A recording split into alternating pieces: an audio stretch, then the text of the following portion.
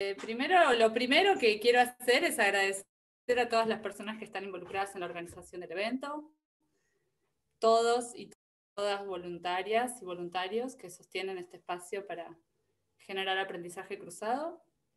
Así que agradezco infinitamente a esas personas que sostienen el espacio, ¿sí? Primero eso. Y segundo, quiero saber, como quien se anime a abrir el micrófono o usar el chat, ¿por qué están en esta sesión un sábado hasta ahora, no? ¿Qué les interesó? ¿Qué les llamó la atención? Si hay algo específico que quieran saber. Y contarles mientras... Bueno, voy a dar un minuto a ver si alguien abre el micrófono y se anima a compartir. Si no, voy a estar atenta al chat. En lo personal me estoy capacitando como para Scrum Master, así que me interesó la temática y estoy participando de todas las charlas que puedo y nada, acá estoy para seguir aprendiendo. Bueno, bienvenido. Rodrigo, ¿es tu primera Ágiles? Sí. Bueno, esperemos que no sea el último. Esperemos. César. Yo por 3 razones. A ver. Una, porque Elina Prato, la que está aquí, y quería ver tu sesión. Bueno. 2, porque decía aprender con otras. Y yo dije, ¿por qué con otras y no con otros también? Y quería indagar un poco ahí para ver. Y lo otro, como era una experiencia de Scrum Master, capaz también podía aportar, si hay un espacio de conversación, cómo fue mi experiencia cuando fui Scrum Master también. Por eso. Bien. Genial. A ver si en el chat está pasando algo. ¡Hola, Ile! Gracias, Ile, por este evento maravilloso que hicieron para todos nosotros y nosotras. Gracias a vos por ser parte, qué ganas de verte. De abrazarnos, ¿no? Venite la semana que viene, Ile, ya te dije. Vale.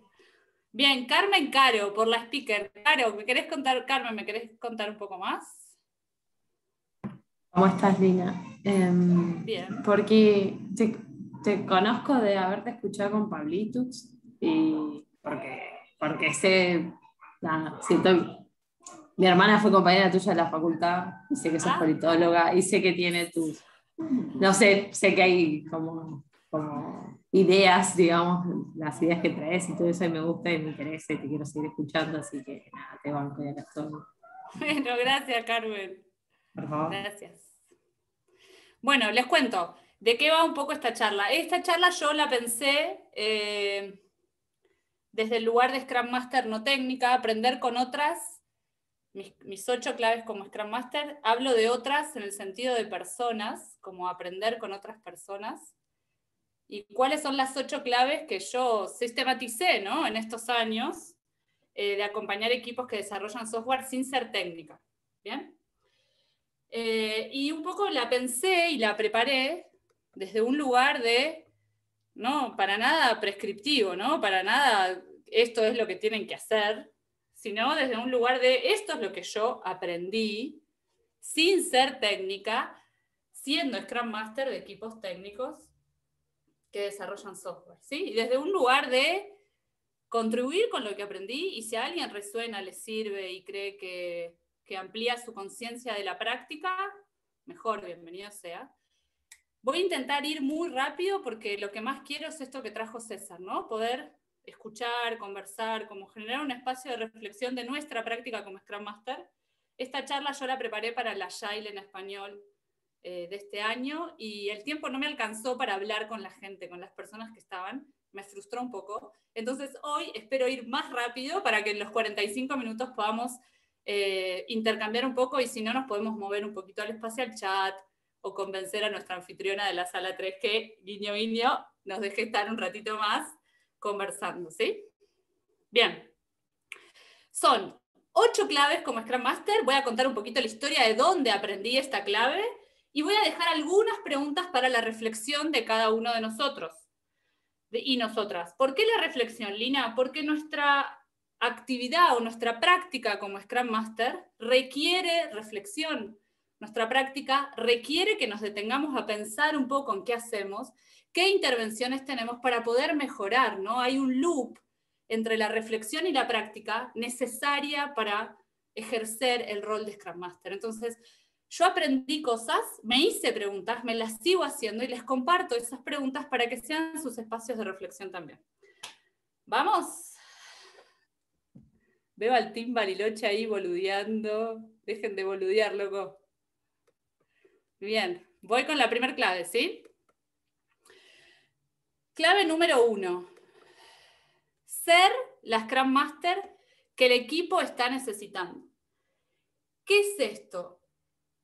A lo largo de mi ejercicio como Scrum Master me tocaron equipos diferentes en organizaciones muy diferentes. Y lo que el equipo necesita de mi rol como líder servicial suele ser distinto porque los equipos son distintos, ¿no? Hay equipos que están en un nivel muy inicial de la práctica de Scrum y necesitan un Scrum Master que enseñe una planificación, una daily, como el nivel más yu. Y hay equipos que ya saben eso y que tal vez tienen dificultades para hacer slicing, para comunicarse con el negocio, para ejercer prácticas técnicas. Cada equipo tiene una singularidad diferente. Entonces, yo no soy siempre la misma Scrum Master, sino que percibo cuál es la necesidad que tiene el equipo, dónde puedo contribuir valor, y con mucha humildad intelectual me abro a aprender aquello que no sé, cuando lo que soy y lo que sé en este momento no alcanza para el equipo que me toca, ¿no? O el equipo que la suerte me ha asignado.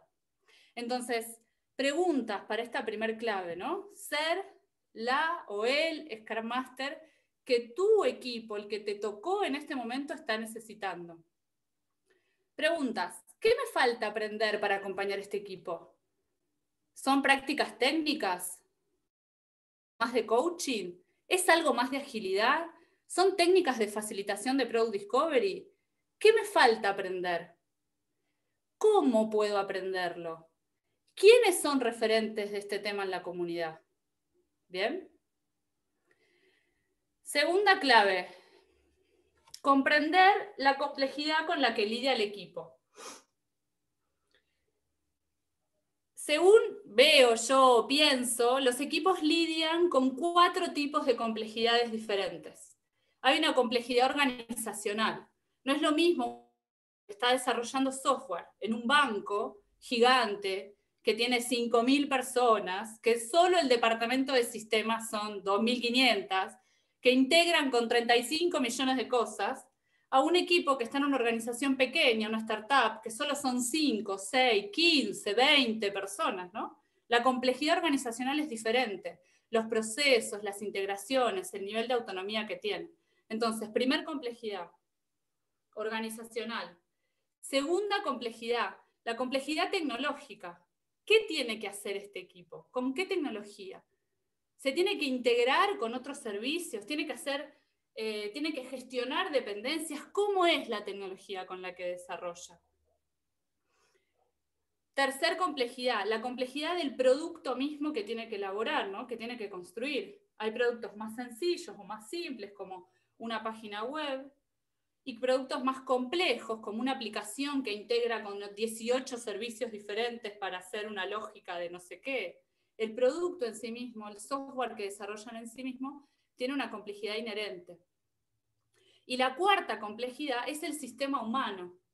No es lo mismo un equipo pequeño de 6, 9 personas que estos equipos que integramos en las organizaciones grandes, que por ahí está el de UX, la persona de UX, los analistas funcionales de una pieza del software, los analistas funcionales de la otra pieza, los front-end, los de UI, los de no sé qué, los de no sé qué.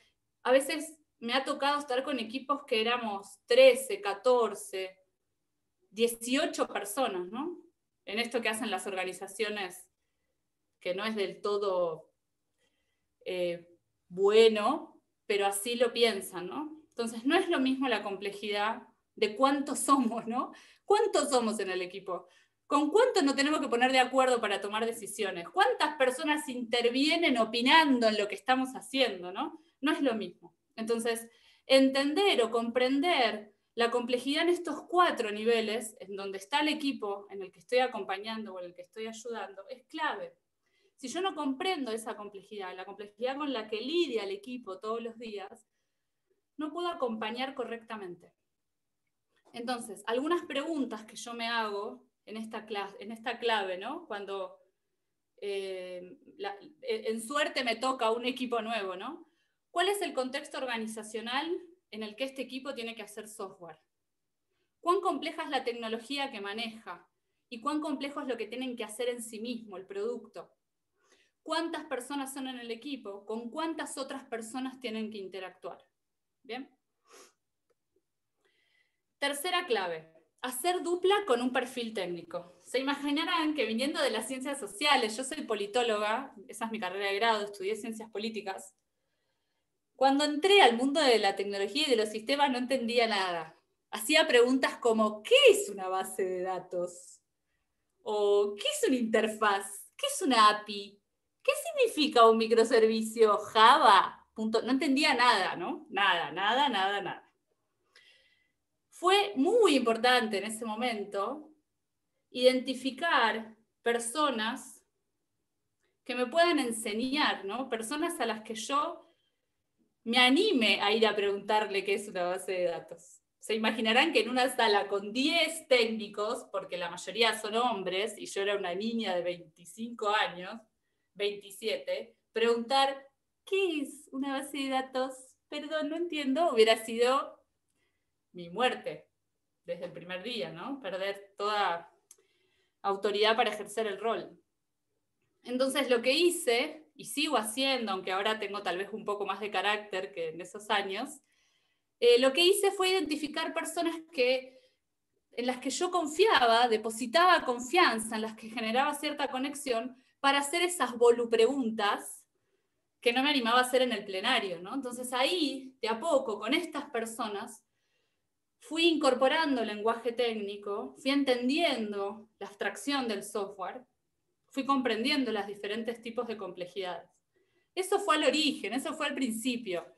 Cuando yo ya empecé a entender un poquito más de qué va esto de hacer software, y empecé a entender y a comprender el lenguaje y poder participar en conversaciones técnicas, lo que comprendí un poquito más adelante es que había algo que se llamaban prácticas técnicas para el desarrollo de software, que no es lo mismo un equipo que automatiza pruebas que los que no automatizan. No es lo mismo tener tu deploy automatizado que tu deploy manual, o hacer integración continua que no hacerlo. Cuando yo empecé a entender cómo se potencia un equipo cuando incorpora prácticas técnicas, entendí que si no hacía dupla con un perfil técnico que pueda enseñarlas, ese iba a ser mi techo, ¿no? Y al ser ese mi techo, le estaba poniendo un techo al equipo.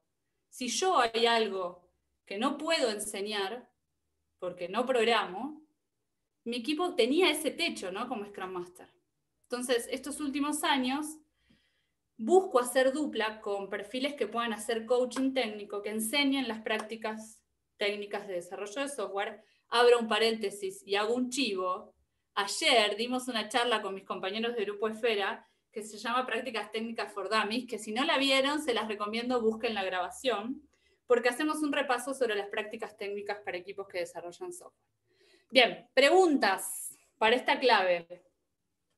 ¿Con qué miembro del equipo siento confianza, ¿no? Para trabajar en dupla? Porque no es fácil trabajar con estos ingenieros que se la saben todas, ¿no? Entonces, ¿con cuál? Elegirlo, ahí madurar ese vínculo, ¿no? Refinarlo, intentarlo, ¿no? Como ahí hay cierto vínculo para construir. ¿Qué le voy a pedir a esta persona? ¿Qué me tiene que enseñar? ¿Qué me falta? ¿Qué no entiendo? Como encontrar las preguntas para hacerle. Y acá está lo último que les decía, ¿no? ¿Cómo voy a construir esta relación de complejidad y de colaboración, ¿no? ¿Cómo construir este vínculo con una persona que tiene otro mindset, o al menos así lo veo yo que vengo de las ciencias sociales, ¿no? ¿Cómo conecto con esta persona que tiene una lectura a veces un tanto diferente? Bien, cuarta clave. Voy a mirar Bien, cuarta clave. Reducir la complejidad accidental del equipo. Dijimos en la clave 2 que los equipos lidian con un montón de complejidad diferentes según dónde están, según lo que tienen que hacer. Y que hacer software en sí mismo es complejo, es incierto, es variante. en sí mismo ser software es un quilombo, diríamos en Argentina, ¿no? Bueno, no le agreguemos más quilombo a ese quilombo, ¿no? No le agreguemos más complejidad a eso con lo que el equipo ya lidia. ¿Y qué quiero decir con agregarle más complejidad? Y me pongo un poco, conecto con algunas cosas que me han pasado y un poco me enoja mucho, ¿no? Cuando le exigimos a un equipo que cumpla con ciertos procesos organizacionales, que respete la jerarquía, que además de hacer software se tenga que ocupar de completar 35 planillas para las vacaciones, gestionar 35 dependencias en una organización burocrática. Entonces, ¿cómo yo como Scrum Master, voy a tomar aire, cómo hago yo como Scrum Master para reducir esa complejidad accidental que las organizaciones suelen agregarle, ¿no?, al equipo? Como procesos muy complejos, burocracia, 355 reuniones. ¿Cómo hago para reducirle esa complejidad accidental? Lo aprendí de alguien, esto de la complejidad accidental, ¿no? Como esta complejidad que le agregamos al hecho en sí mismo de hacer software. ¿Qué voy a hacer para simplificar el contexto en el que trabaja el equipo? ¿Cuántas veces durante este mes le simplifiqué el trabajo al equipo? ¿Cuántas cosas le pido al equipo que haga por fuera del pronóstico del sprint? ¿Para quién las tiene que hacer? ¿Al servicio de quién me pongo cuando se las pido? Quinta clave, dedicarme a formar el equipo. Una de las hipótesis o de los principios que difundimos en la agilidad tiene que ver con esto de que los buenos equipos hacen buenos productos. Esto de si formamos un buen equipo, un equipo poderoso, si logramos conformar un equipo poderoso que genera buenos vínculos, que genera confianza, esto de los equipos performantes, ¿no?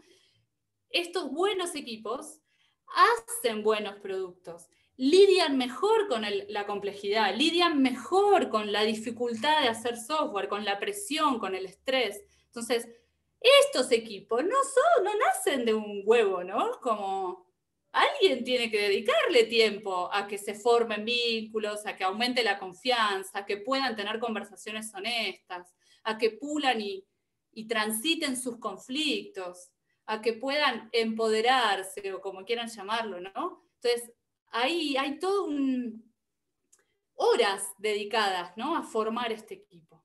Horas, energía, dinero, dedicadas a formar el equipo. Como que no es que, bueno, juntémoslos, que se amontonen, que empiecen a trabajar y, bueno, en algún momento se va a formar el equipo.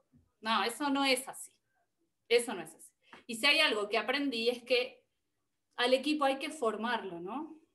Hay que dedicarle tiempo. ¿Qué significa dedicarle tiempo? Desde conversaciones de conexión simples, como preguntarnos cosas de nuestra vida, hasta tal vez un día de team building o algunas actividades orientadas a formar el equipo, alguna retrospectiva específicamente a formar el equipo, a generar vínculos, ¿no? A trabajar la transparencia, la confianza, la honestidad. Eso es mi responsabilidad como Scrum Master, ¿no? Dedicarle tiempo a formar el equipo. Como se te ocurra, ¿no? Tenemos un montón de disciplinas y herramientas en las cuales nos apoyamos. Entonces, preguntas que me hago. ¿Cómo es el clima entre estas personas? ¿Cómo están cuando están juntas? ¿Se ríen? ¿Se hacen bromas? ¿Se divierten? ¿Se buscan para trabajar juntas? ¿O todo es silencio? ¿Hay tensión? ¿Prefieren trabajar solas? ¿Cuántos se conocen? Ayer, por ejemplo, hice un check-in en una retrospectiva que era, perdón, me tomo un minuto para contar esto, pero porque me parece que está bueno y se los quiero compartir. Hice un check-in en una retrospectiva con una compa, Macarena, que preguntamos, che, cuéntenos, no habíamos estado en la semana en la daily por otras cuestiones. Entonces aprovechamos eso y dijimos, che, ya que no estuvimos, cuéntenos algo, el check-in era, contar algo de algún compañero o compañera del equipo en relación a lo laboral, como en qué estuvo esta persona durante el sprint, qué cosas le pasaron. Y muchas personas no pudieron responder ese check-in, o respondieron otras cosas, o costó, hubo personas de las que nadie dijo nada. Bueno, eso es como un montón de información para nosotras. ¿Qué pasó con ese check-in? Como a mí me hace pensar, obviamente hipótesis que después tendré que ir validando con el propio equipo, pero a mí me hizo pensar en, ¿se escucharon en la daily? ¿Qué están haciendo en la daily? ¿Se escuchan? ¿No se escuchan? ¿Cuánto están trabajando juntos? Si no saben en qué está el compañero. Si la anécdota que traen es de, no sé, de que estuvo sin internet, como la respuesta a este check-in me dio mucho material para seguir indagando, ¿no? En cuánto se conocen o cuán formado está ese equipo. O si son solo personas que las agrupamos para que trabajen juntas en el mismo producto. Y esta pregunta, la tercera, esta, ¿no? Como con cuántas frecuencias se buscan para trabajar juntas estas personas, cuántas veces arman duplas. No importa que hagan o no hagan pair programming, pero se buscan para pensar, para decir, che, ayúdame con esto, hagámoslo juntos, pensemos el diseño, revisámelo. ¿Cuántas veces se buscan para trabajar juntas? Bien, clave 6. La mejor herramienta es hacer preguntas. Esto ya lo dijo Tobias Meyer en Por un Scrum Popular, que si no conocen ese libro, búsquenlo. Ya lo dijo él. Yo lo único que vengo a decir es que lo comprobé. Mi mejor herramienta como Scrum Master es hacer preguntas. Es hacer la pregunta adecuada en el momento adecuado. ¿Y cómo te das cuenta? Y no sé. Les puedo contar que lo primero que hice yo fue estudiar coaching, que eso me dio un montón de herramientas sobre qué son preguntas poderosas. Me enseñó a hacerlas, a refinarlas. Son estas preguntas que dejan pensando, son estas preguntas que desafían, son estas preguntas que llegan en el momento adecuado. ¿Cómo hago para que lleguen en el momento adecuado? Toda la información que yo junto, estando con el equipo, escuchando las dailies, prestando atención a los comportamientos, prestando atención a las dinámicas, toda la información que recolecto en una retrospectiva, que pareciera que queda como no sé, en algún lugar queda esa información, en algún lugar de mi memoria. A veces escribo, hago como backlog, como listas de frases que se dijeron en el equipo, listas de cosas que me quedan resonando, hipótesis, preguntas que me hago. Es como que me queda información en el inconsciente, ¿no? Y de repente esa información conecta con algo que está pasando y sale la pregunta, ¿no? Esa pregunta que desafía, esa pregunta que conecta con algún tema del pasado, en donde identificamos un patrón, esa pregunta que corre el límite de la zona de confort. Es un arte hacer preguntas y es la mejor que tenemos, porque quitamos vendas de los ojos, abrimos conciencia. Entonces, aprender a hacer buenas preguntas es una herramienta poderosa y creo que hoy en día, después de los años de práctica que tengo, es lo único que hago. Lo único que hago en un equipo hoy es hacer preguntas y a lo sumo facilitar alguna conversación con más preguntas. Y creo que hoy es la herramienta más poderosa que tengo como Scrum Master. Entonces, ¿con qué intención preguntas al equipo? ¿Por qué esto? Porque muchas veces yo hago preguntas al equipo para entender, de curiosidad, ¿no? Como diferenciar las preguntas que hago para obtener información o de las preguntas que hago para desafiar, para hacerlos pensar, para correr los límites. Entonces, ¿cuál es la intención de la pregunta que voy a hacer ahora? O que voy a hacer en este momento, ¿bien? ¿Qué tipo de preguntas suelo hacer? Estoy haciendo muchas preguntas que desafían, estoy haciendo pocas preguntas de curiosidad, estoy como entender dónde estás en tu evolución en relación al equipo. ¿Y con qué frecuencia haces esas preguntas que generan silencio? Pero no ese silencio porque no te escucharon, que hoy con cámaras y micrófonos apagados típico, ¿no? Que tirás una pregunta y cri cri. No ese silencio de que no escucharon la pregunta, sino ese silencio de que los dejaste pensando, ¿no? Que no saben qué responderte, que les cambia la expresión en la cara. ¿Cuántas veces lográs hacer esas preguntas? Y voy terminando. Clave 7, descubrir tu motor intrínseco. El año pasado, en el Ágiles 2020, Alan Simen trajo a un autor francés, Dubet, con otro tema lo traía Alan, pero siempre Alan trae estas cosas maravillosas que me hacen pensar. Abro un paréntesis. Lamento que este año su sesión no fue lo suficientemente votada para que quede en nuestra grilla, en nuestra rejilla de sesiones. Cierro paréntesis. Alan habló en el Ágiles 2020 de Francis Dubet, que es un sociólogo francés. No me acuerdo qué libro traía él en ese evento, pero yo me quedé con el nombre del autor.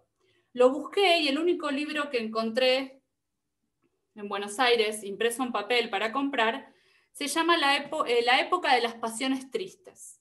Y la idea que desarrolla en ese libro, ya llego al motor intrínseco, ya llego, estoy dando contexto para que me entiendan. Lo que Dubet dice en ese libro, que se llama La época de las pasiones tristes, es que los movimientos sociales están fríos, ¿no? Como apáticos. ¿Qué pasa? Que no ocurren revoluciones sociales. Él es sociólogo, acuérdense.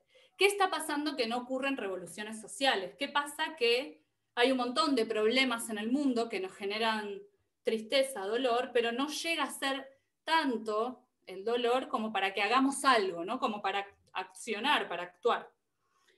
Entonces él dice que es la época de las pasiones tristes porque estamos todos más bien apáticos.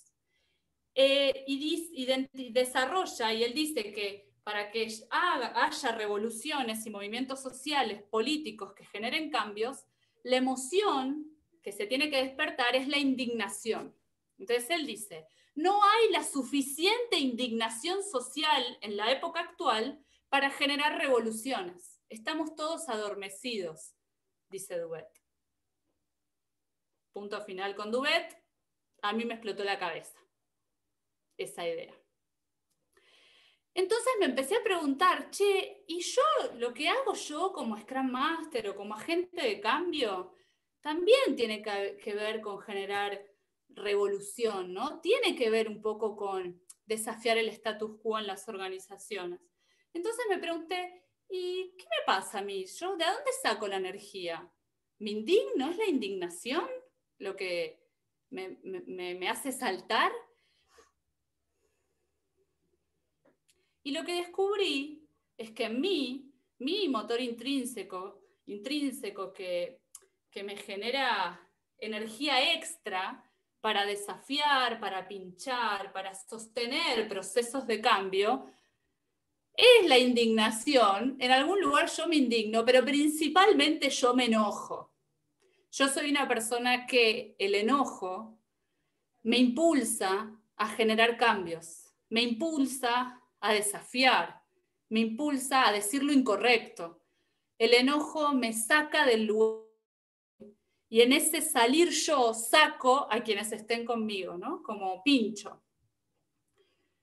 Obviamente que esto de enojarme con tanta frecuencia, porque me enojo con mucha frecuencia, me ha generado un montón de problemas, de los que también me tengo que hacer cargo, ¿no? Y me hago cargo. Ahora, la clave, creo que la clave 7, o lo que me gustaría transmitir con esto, ¿de dónde sacás la energía para sostener el cambio, para sostener el proceso de cambio? ¿Qué emoción es la que te da fuerza, ¿no? La indignación, el enojo, la alegría, la satisfacción. ¿Cómo sostenés el acompañar a un equipo que hace 2 pasos para adelante y 3 para atrás, como María La Paz, ¿no? Vamos un poquito para adelante y de repente vamos para atrás. Y hay que tener energía para sostener esa frustración, ¿no? Bien, entonces pregunta, ¿cuál es tu motor intrínseco para impulsar el cambio? ¿Qué emoción te empuja? ¿Cómo sostenés esa energía para esperar que los cambios sucedan? ¿Y qué posibilidades te abre y qué posibilidades te cierra esa energía disponible?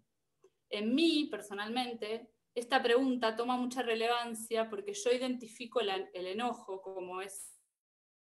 Y el enojo a veces es muy destructivo, ¿no? Me cierra muchas posibilidades con personas dentro de los equipos o de las organizaciones que acompaño, entre mis pares. Entonces, el enojo me abre la posibilidad de sostener el cambio y a la vez me cierra algunos vínculos. Rompo relaciones cuando me enojo, rompo confianza. Entonces, este equilibrio, Bueno, ya lo voy sostengo el enojo, acepto enojarme para generar cambios y a la vez pulo este enojo.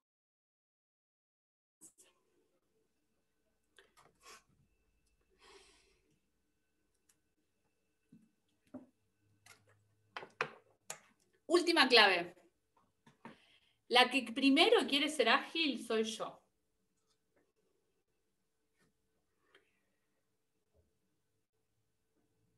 ¿Con qué tiene que ver esto? Yo no puedo llevar agilidad a un equipo o a una organización si yo no vivo desde el paradigma ágil, ¿no? Si yo no respiro flexibilidad, adaptación, mentalidad de experimentación, si yo no priorizo a las personas sobre las herramientas. Yo lo pienso que sería una gran incoherencia.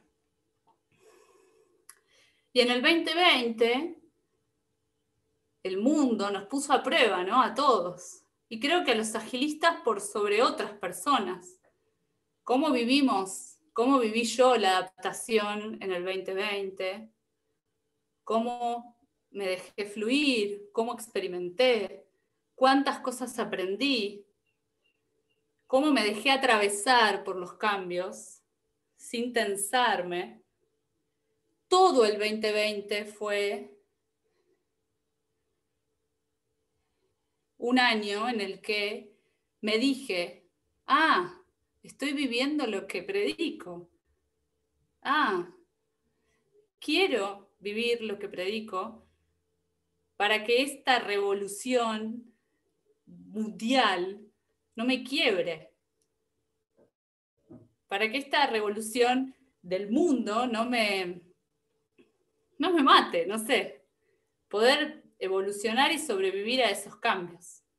Entonces, en el 2020 gané esta nueva clave o esta nueva conciencia de desafiarme a ser ágil yo, antes de hablarle de agilidad a los equipos, a las personas, a las organizaciones. Entonces, algunas preguntas. ¿Cuánto te animás o me animo a equivocarme?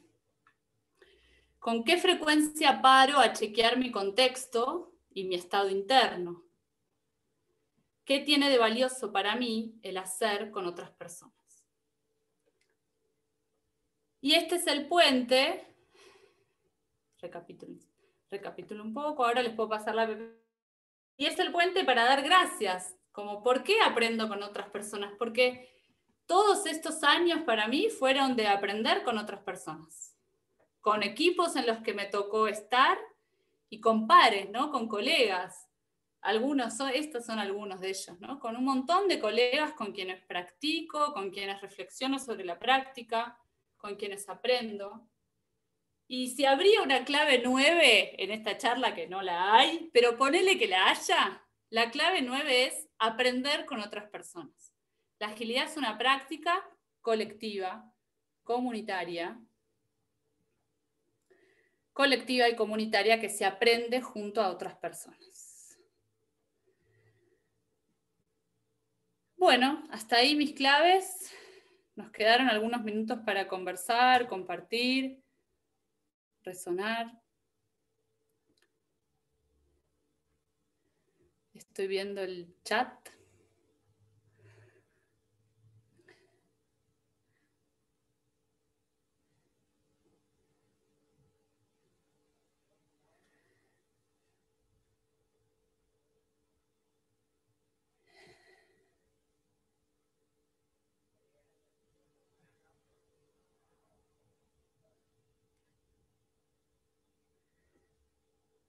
Bien. ¿Alguien que me quiera contar cómo resuena o alguna reflexión que esté teniendo? ¿Puede abrir el micrófono? ¿Qué tal? Buenas noches. Bueno, acá en Argentina, no sé, para el resto deben ser las 6 de la tarde, desde que están en Quito o en algún lado por ahí. Sin palabras, porque lo que explicás es tal cual. Muchas veces, bueno, yo en esta pandemia, si hay algo que aprendí, es volver a practicar las horas culo de la facu, que por ahí muy olvidadas las tenemos, y el hecho de interactuar así de este modo con otras personas del otro lado, y al principio por ahí la frustración de no poder verlo a la cara, ¿no? Pero a la larga la flexibilidad y la inteligencia emocional, que no es más ni menos que lo que nos estás enseñando, nos estás haciendo recordar, hace que eso, que más allá del enojo, más allá de la frustración, como recién dije, volvamos a reinventarnos y aprender a aprender de otra forma de las personas que están enfrente, como en este caso tú. Muchas gracias. A vos, Víctor, gracias.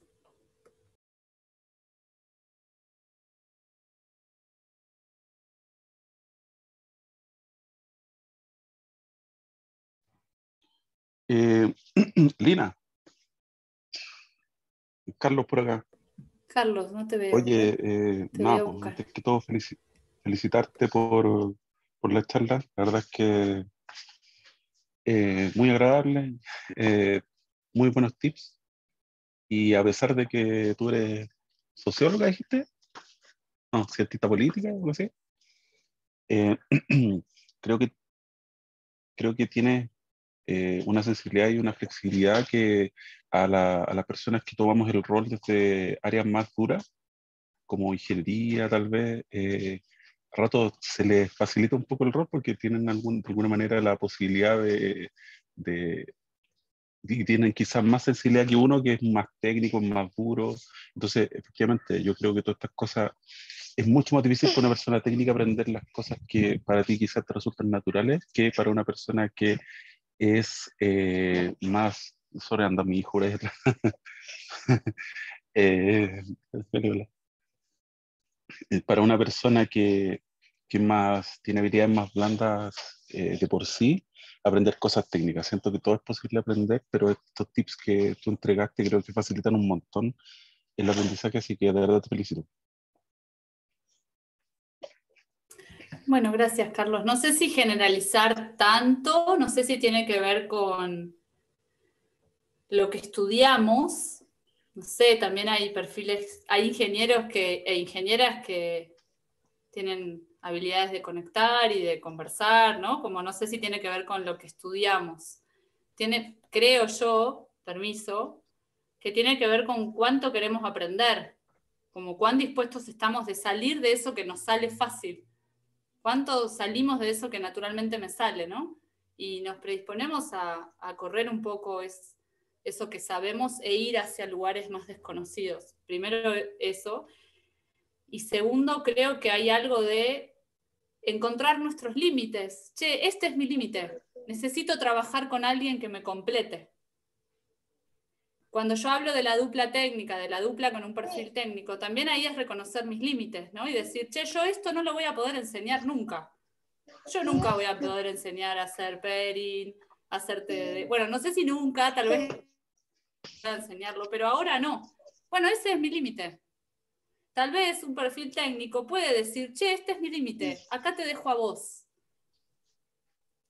Hacé vos lo tuyo, yo hago lo mío cuando me toca, ¿no? Como trabajar con personas que nos complementan. Algo de eso pienso. Gracias, Carlos. Perfecto. Gracias a ti. Hola. Hola, Lina. ¿Me escuchas? Hola, Ernesto, ¿cómo estás? Sí, me ha gustado mucho tu charla. Bueno, se alinea con algo que yo tengo de los dos perfiles ideales que hay para Scrum Master. Uno es el desarrollador que adquiere habilidades blandas y se pone al rol. y otro es alguien que viene de otro expertise y que como tú, efectivamente, que veo lo que tú has dicho, aprender, pero yo veo algo más, te veo curiosidad. Y eso es la que creo que hace la diferencia para que puedas tener todas las conexiones de las que has hablado. Y eso es la parte que yo le veo muy valiosa y uno de los perfiles. Y yo agrego el perfil que es el que, y voy a ser políticamente incorrecto y no es una crítica a ti, sino es algo que he visto, el perfil es que quien viene de nuestras canteras, pero que luego hace una carrera esquivando el tema técnico sin la curiosidad que tú tienes. O sea, tú tienes mucha más curiosidad de los diálogos que muchos colegas, pero que han hecho la carrera, que apenas pudieron esquivar lo técnico para meterse solamente en la parte de gestión o humana. Y al final resulta, y es un aplauso, que esa actitud que tú tienes logra hacer las conexiones para que nosotros en los equipos potenciemos. Y yo siempre digo que una de mis mejores experiencias como desarrollador fue en la época pre-agilidad, cuando mi project manager era un administrador, pero él toda la semana se reunía con el arquitecto a conversar el estado y cuando llega la reunión, ¡pum!, orquestaba el equipo. Entonces, eso a mí siempre me sumó y siempre lo pongo como ejemplo. Ahora tú eres otro ejemplo. Gracias. Bueno, gracias a vos, Ernesto. Y me das pie para enfatizar esta idea si no había quedado lo suficientemente claro. A mí me apasiona hacer software. Me apasiona, me conecta. No entiendo nada cuando leo una pantalla que tiene código, pero entiendo todo lo que tiene que ocurrir para que ese software esté bueno, ¿no? Como el proceso de conversación. El software es un problema conversacional más que técnico, ¿no? Como una vez que entendimos que hay que resolver, ¿cuál es el problema que estamos queriendo resolver? Y más o menos diseñamos una solución, hay que pasarlo a un código. No le quiero quitar complejidad a escribir el código, pero tal vez no es lo más difícil, ¿no? No es un problema técnico, es un problema sociológico. Y a mí me apasiona ese proceso conversacional de descubrir el problema, de que las personas conecten, entiendan cuál es el problema, diseñen una solución. Cuando yo descubrí que por más de que vengo de la ciencia política, el desarrollo de software me apasiona, desperté la curiosidad que dice Ernesto, ¿no? Y no paré y no paro de hacer preguntas para entender cada día más qué es esto de hacer software, aunque no sepa escribir ni una línea de código, que igual ahora estoy aprendiendo. Me llegó la hora de aprender un poquito a programar, pero no es mi fuerte, ¿no? Bien, quiero resaltar esto que dice Mariana en el chat, algo de la humildad. Yo quiero dar ¿no? fe, Como... yo quiero dar fe de que no para de hacer preguntas, solo para que... Siempre, en todos lados, o sea, no hace falta que sea de marco de software, digamos, ¿no? Bien. Bueno, nos queda poquito tiempo, Lina. Antes que nada, agradecerte. Una espectacular sesión. Me ha inspirado para algo que se me vino en mente, ¿no? Para una sesión que pudiese desarrollar. La pregunta que tendría para ti, y es algo que cuestiono mucho a veces en las organizaciones, ¿cómo fue que hiciste para que se te diera esa primera oportunidad? ¿No? Porque yo creo que para mí, y una de las cosas que busco más es la actitud. Lo técnico se aprende, señores, pero la actitud de una persona creo que es la clave para poder ver si puede tomar un desafío como ese o no. Entonces, a mí, afortunadamente, como programé muchos años, se me dio la oportunidad por esa línea, pero hay otras personas que cuesta un poco que se le dé esa oportunidad, y en el contexto actual donde te están pidiendo 5 años de experiencia, 3 años de experiencia. Entonces, la actitud es importante ahí, ¿no? Sí. Bien, la primera oportunidad que yo tuve en ambientes de tecnología no tenía que ver con agilidad. Yo entré en el mundo del software en el año 2011 y no tenía nada que ver con la agilidad. Yo entro por ser politóloga a un área de tecnología dentro del Ministerio de Educación. Y ahí fue el primer contacto que empecé a tener con desarrolladores y lenguaje técnico, que mis responsabilidades no tenían que ver con ellos específicamente o con lo que ellos hacían, pero sí estaba ahí como con el lenguaje, ¿no? Aprendiendo, incorporando un montón de conceptos que para mí eran nuevos respecto a la tecnología. Entonces, cuando yo llego al mundo de la agilidad, tenía cierto camino ya transitado en la tecnología, ¿no? No es que me era absolutamente desconocido todo, ya había muchas cosas que entendía, por tener un rol más de gestión en esta área, ¿no? Que trabajé varios años. Entonces, primera oportunidad, clave entender de software, entender como el lenguaje al menos, ¿no? Incorporar el lenguaje, lo mínimo. Que quiero traer a Hernán Riccio, que fue como la persona que me dio el voto de confianza. Hernán Riccio es del Banco Galicia, en Argentina. Hernán Riccio fue la persona que me dio el voto de confianza. ¿Y saben qué me dijo? Yo hice una entrevista con él y con su jefa en la que me fue mal, en la que me dijeron, no, necesitamos una Scrum Master con práctica. Chau. Yo dije, bueno, está bien, me frustré un poco y me fui. Listo, chau. Me llama Hernán Riccio al otro día y me dice, mira, Lina, yo estuve pensando y lo hablé con mi jefa y yo te puedo enseñar Scrum. Pero hay 3 cosas que yo no te puedo enseñar. 1, a hablar, a comunicarte, a ser clara con lo que expresás, la forma en la que hablo. 2, la capacidad de aprender, la capacidad y la humildad, esto que traía Mariana en el chat, ¿no? Como acercarnos con cierta humildad a los espacios de aprendizaje. Y 3, que te importen las personas, que pongas en el centro a las personas, ¿no? Sean clientes, sean desarrolladores, no sé, desarrolladores. Entonces, yo te puedo enseñar Scrum, me dijo, pero estas 3 cosas no. Y ese fue el voto de confianza, y a partir de ahí, esa fue mi primera oportunidad. No sé si respondí, César. Sí, no, respondiste un poco. No, y ojalá existieran personas así que de cierta forma le entreguen la oportunidad a otras. Sí. Si ven esas cualidades, hay una aurora que tú ves capaz a veces en una persona que dices, esta persona lo puede hacer, ¿sí? Y sí. Por eso digo que la actitud es fundamental para poder dar esas oportunidades. Sí, y el otro, uno es este tip, como estar dispuestas a aprender, y el otro tip es a tener cierto lenguaje. Como yo no puedo llegar a un equipo que desarrolla software y no entender qué es código, no entender que hay diferentes lenguajes de programación, no entender qué es una integración, no entender qué significa probar ese software, ¿no? Como hay ciertas cosas que, bueno, no sé, aprenderlas en otro lado, antes de ir a buscar un laburo como Scrum Master en un área de tecnología. Preguntá, metete en Yahoo preguntas, no sé, algo.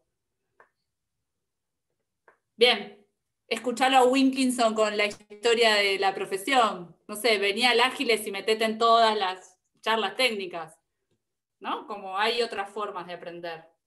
Y más en las comunidades de desarrollo que son abiertas, generosas, ¿no? Como hay algo ahí, un área para incorporar algo que sea el lenguaje.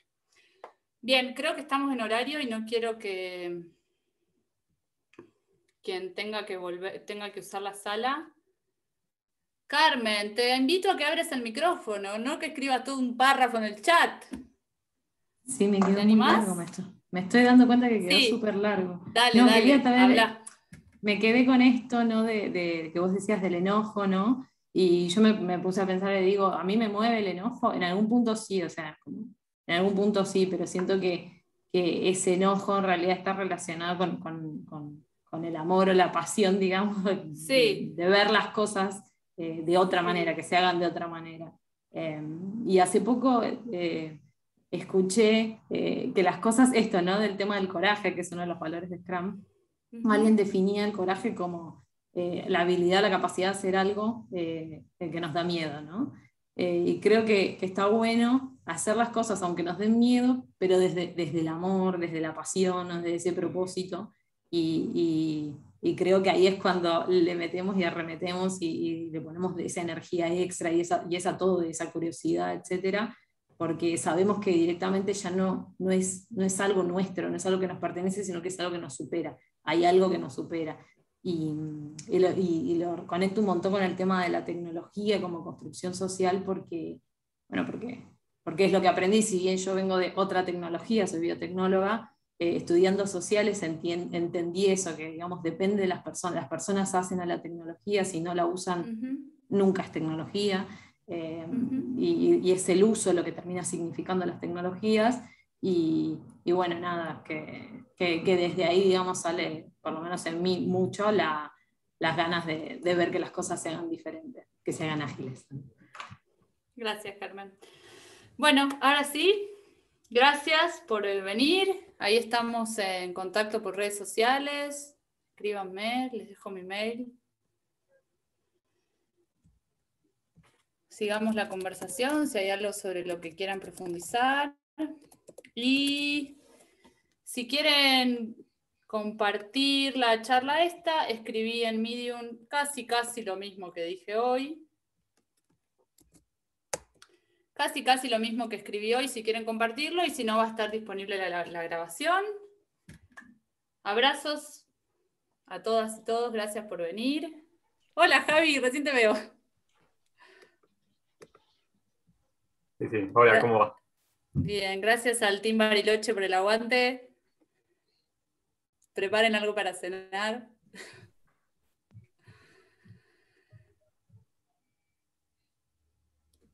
Bueno, estoy para que nos vayamos. Muy bueno, Lina. No sé qué quieren hacer ustedes, pero yo estoy para que nos vayamos.